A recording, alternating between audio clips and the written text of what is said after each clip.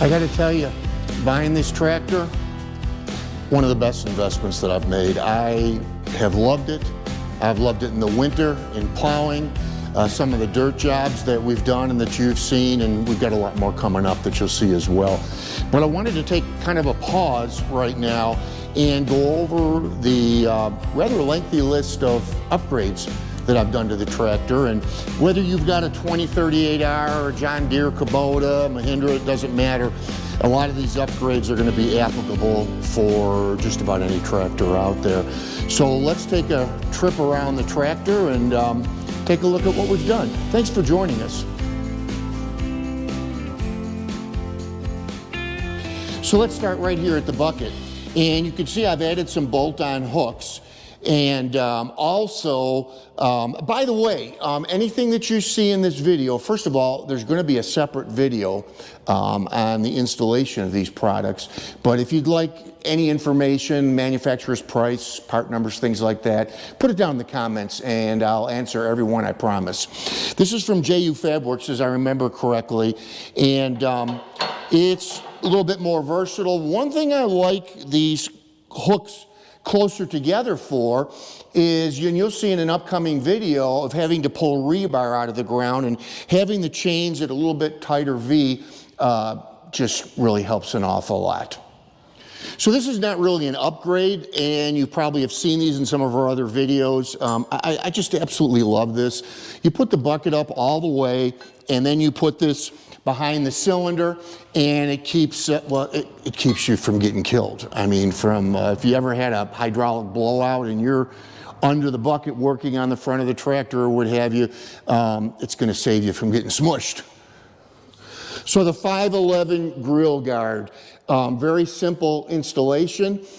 They do make side pieces for it to cover, you know, the little bit of the grill that's still exposed. You know, I haven't done that. I really don't plan to.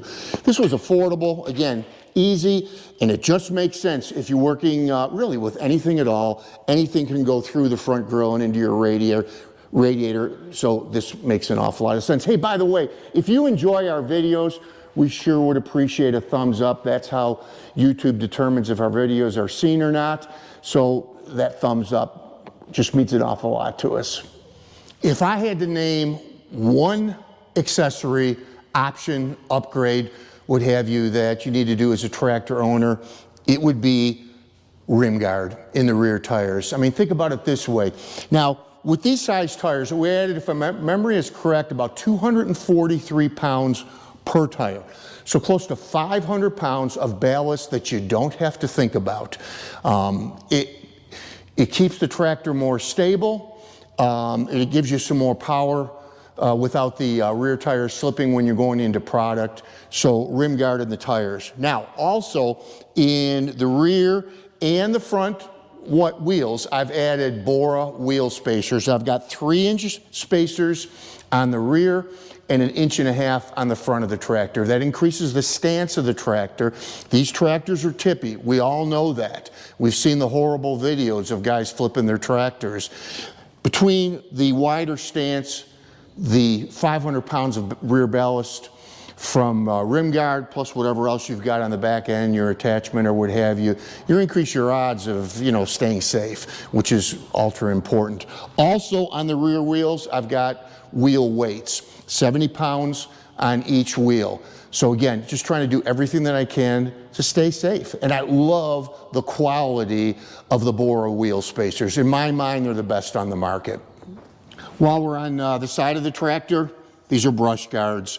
If you've ever come out of the woods or doing anything at all, and all of a sudden you see that your lights are tilted a little bit, well, you hit something. And these aren't cheap. Nothing on these tractors is cheap, right? So these are inexpensive, and they just make sense, don't you think? This is the Otis Innovation front axle vent. You know, when you're carrying a heavy load in the bucket, you hit a hole, and one wheel goes down, one wheel goes up. That creates pressure, and you can get blow by right here by your final drive out of the axle seal. This was very inexpensive. I think it was just over $100. You have a vent tube that actually runs up here that's got a cap on it, and should you have that blow by, rather than coming through your seals, it's going to just run up the tube. Again, I just think it makes an awful lot of sense to do. I frankly think it should be standard on tractors, don't you? So I have a grapple for my tractor, and this is the Artillean diverter valve. So this is where I would hook up my tractor. The hoses run up the loader,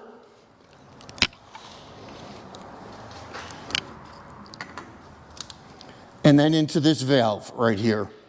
It was an easy installation. Really, I went with the diverter valve for two reasons. One was cost. The other was ease of installation, just an absolute piece of cake to install. Now, what I have not done yet is done the electrical hookup yet, and I'll do that in a separate video. I would highly recommend the Artillean diverter valve. So how about this, guys? Getting in the hood. If you own a 1025R or a 2 Series, we all know that to get in the hood, you have to use a key or a screwdriver, and you can see that I've swapped this out where it's just a push button right now. Very simple, 10-minute installation, just makes life easier. I gotta tell you, coming stock from the factory, the turnbuckles on the 3-point arms, oh God, I hate them. I really did. They were just an absolute pain in the neck. So I changed that. So I put these adjustable ends on. No more sway, no more fooling with turnbuckles. If you'd like to do that, what I did was ordered the replacement for the 3038. They will fit on this tractor, and I don't remember the cost. Again, if you're interested, let me know down in the comments. I'll get you the cost, the part numbers, and everything else. To me, again, 1025R, 2 Series, they've all got the turnbuckles on them, which are aggravating. This should be standard. I mean, it really should. The 2038R does come with a drawbar. So let me show you what I've done here. And I did this for the purposes of, well, just making it easier if I had to pull something out, pull some bushes out, tow the tractor. Here's what I did. So I put this shackle on. Again, it's just one pin going through. I don't remember what I paid for the shackle, but again, it does help if you had to tow the tractor or pull something out using the drawbar. Just makes for an easier hookup. So on my tractor, I've got the Curtis Advantage cab, and I've made some upgrades into it as well. Let me show you what those are. Well, nothing earth-shattering, but this is for my cell phone. I had it in different spots in the tractor, and of course it always seemed to end up on the ground or being popped out. This has worked great. Also up here now, this is the Curtis fuse block, and it'll control actually a whole host of things. Right now I've got it controlling my front work lights. It will also control rear lights if you mount rear work lights, a fan because there is no air conditioning in this, a control rear wiper, and right now I also have a dome light which I installed right over here, which comes in more handy than you would think. Also with the Curtis Advantage cab, you've got a heater, and this heater works great.